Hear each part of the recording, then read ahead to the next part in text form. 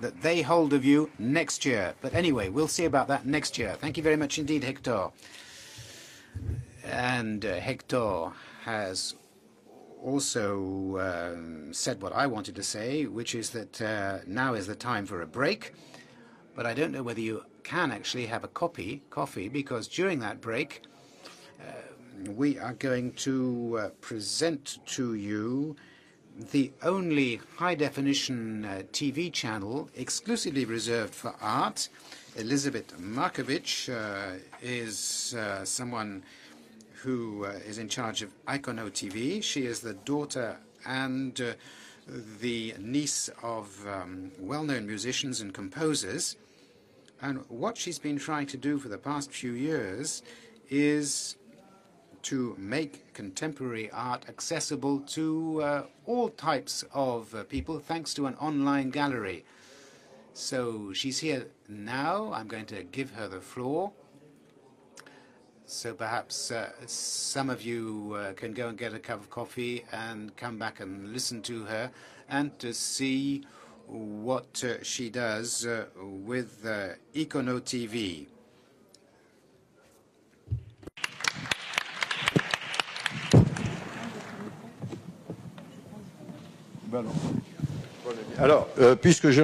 Well, since I still have the floor, please do come back to this room at 11 sharp, please. Well, to make sure you don't all leave at the same time, I'll try and be as brief as possible so that you have enough time to go and have a cup of coffee. I'm not as talented as Hector, so I will just talk to you as onlookers. You have seen the pictures shown by Hector a few minutes ago. Well, what Ikono does is the same thing, but without Hector. We only show pictures. That's all we do. We're not arte. Marcel Duchamp used to say that a work of art only exists if it's looked at. So a work of art made by an artist in his own bedroom, if it isn't seen by anyone, it simply doesn't exist. So these works of art need to be seen. And I'm tempted to say, don't we need to see art or to look at art? And if you ask the question, you very often end up with one single answer, namely that it's a niche market. And if I were to have, if I were to carry out a market study, I would be told, well, don't do it because you're going to lose everything and no one is ever going to watch your TV channel. So you can see magnifying glasses. For two or 3 minutes, you will be able to see them over and over again. I decided to focus on 2 or 3 little sequences, and I will ask you a question later on. There are 17 movies put together, short films. And the idea was to show you that internet or TV can be used as a tool for cultural diplomacy. Because I think you'd find it very difficult to tell me who did this. Was it an artist, Arab artist, a Palestinian artist, or an Israeli artist? So if you don't use language to communicate, well, sometimes you're in a position to show that art is a language in its own right, and a universal language at that. So this is the riddle that I wanted to offer to you.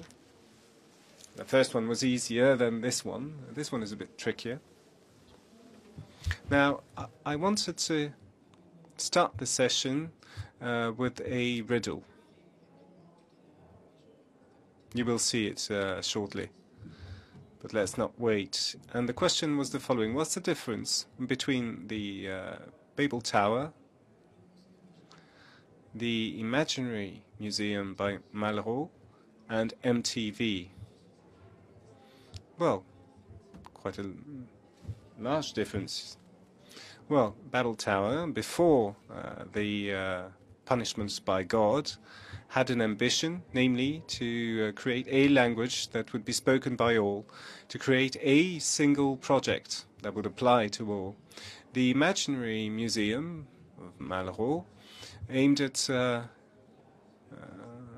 making sure that we all have access to art and that we all become art collectors, owners of a museum that would be our own museum, which we would have in our own homes, and which would take the works of art out of museums, so that would release works of art, as it were. And MTV created one thing, which was access through television to culture for all. So what do those three have in common? Well, they gathered people in a single space in order to meet a single goal. And RTV was inspired, ikonoTV was inspired by MTV because we wanted to create video clips, because that was invented by MTV, video clips. And video clips are a meeting point between artists, musicians, and artists who make movies. And this is precisely the way we work.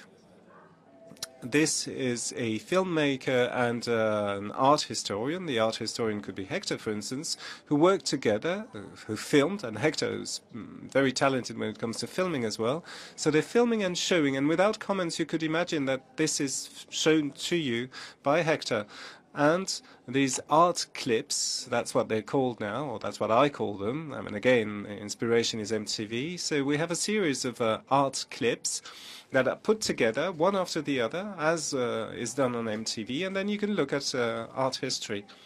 And Malraux was a great source of inspiration for me, for it enabled me to say that this television will be a meeting point between the onlooker and the work of art. And it's this first meeting that really is essential before talking or listening to people like Hector or art historians. It's just a first encounter, a brief encounter with a work of art with which you can develop your own story. And the Babel Tower, well, why is that a source of inspiration? Well, because we decided not to go for the spoken language. We decided not to have any comments, only pictures, only the language of art. We focus on the language of art without any comments. So we're onlookers. We watch before becoming connoisseurs.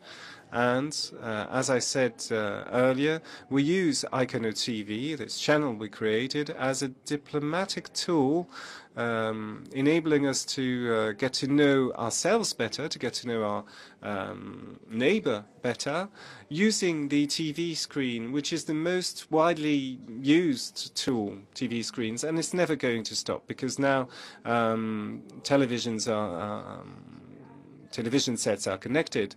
And what I like, when you hop through channels, you discover a channel or another channel whilst you're hopping. And if you're not interested by art, well, you're hardly likely to type in art. So by hopping from one channel to the other, you made it serendipitously come across ikonoTV. So there is art in schools, but it's difficult it's a challenging task.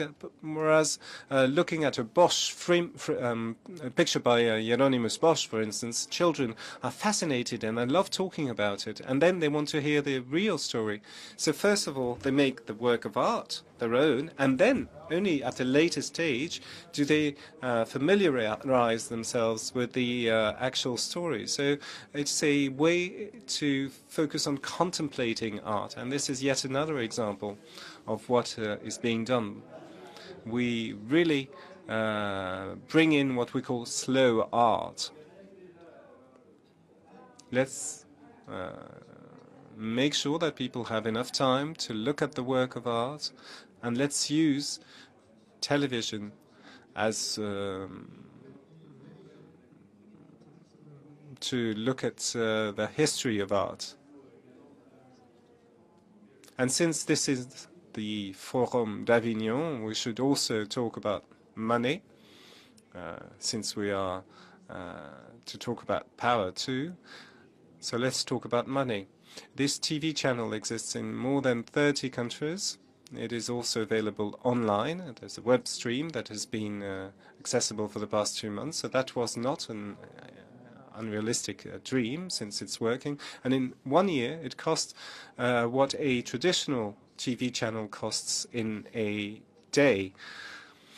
So it is possible. Of course, we need funds. It's funded by you, museum directors, institutions, associations, corporations, sponsors, all of you who like to communicate through art. We created a trailer or teaser network. So we have various teasers or trailers that show what is being done in your respective museums or institutions. So these teasers aim at encouraging people to go into the museums, to go to the museum. So the idea is not for TV viewers to just stay at home and contemplate art, but to be enticed to go to museums and look at art itself. And it takes courage. It takes courage. You need to stand in front of a work of art, and you need to make the effort to a certain extent. So this is an endeavor that requires everyone's contributions. It's free of charge. So if distributors and broadcasters want to broadcast this TV channel, they can do so free of charge.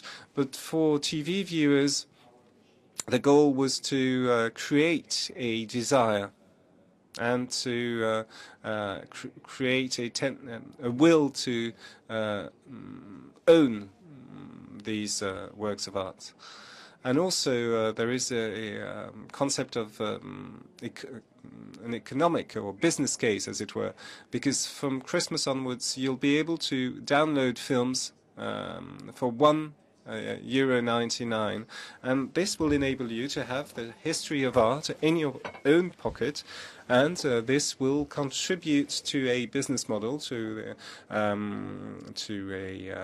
remuneration.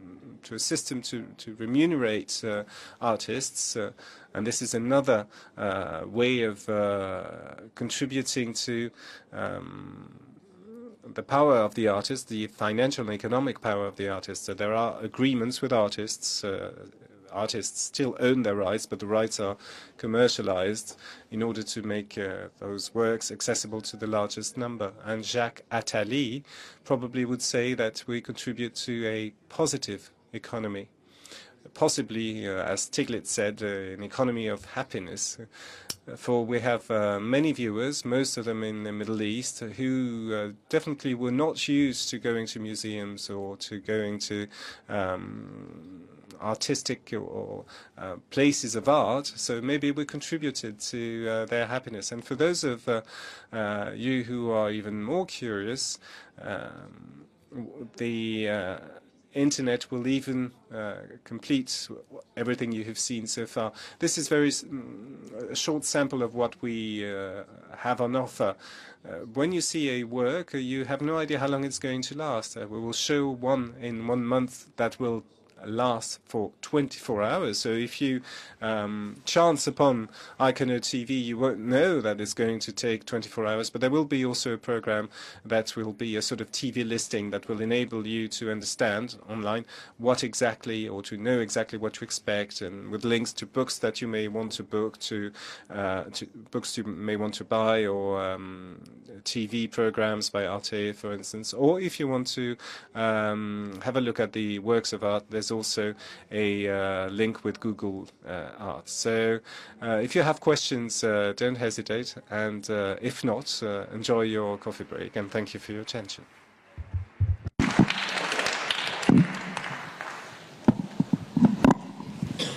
Merci beaucoup. Thank you very much.